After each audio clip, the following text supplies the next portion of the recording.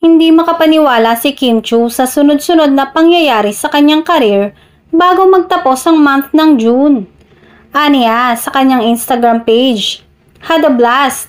Still can't believe almost 3 consecutive days of flying in and out and performing here and there." At hindi pa doon nagtatapos ang paglalagalag ni Chinita Princess dahil ngayong June 24 ay nasa Wata Wata San Juan Festival ang TV host actress. Tiyak na makikipagbasaan ang actress dahil yun ang lugar na tuwing fiesta ay sinasabuyan nila ng tubig ang kanilang mga bisita. Sa katapusan naman ng buwan ay lilipad ang Kim Pao patungong Birmingham, UK para naman sa Kapamilya Barrio Fiesta.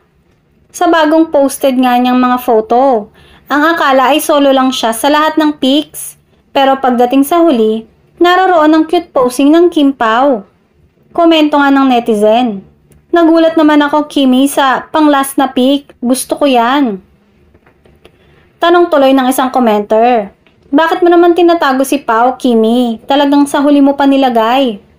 Hinihiritan tuloy ng netizens na magpakita ng wallpaper naman ang actress dahil hula nila ay yung nasa cellphone ng actress. Kamakailan nga kasi ay iniharap ni Paolo sa camera ang kanyang cellphone para ipangalandakan na larawan ni Kim ang nasa wallpaper niya. At habang ibinababa ni Paolo ang kanyang cellphone, saka naman pumasok sa frame si Kim at dumikit sa aktor.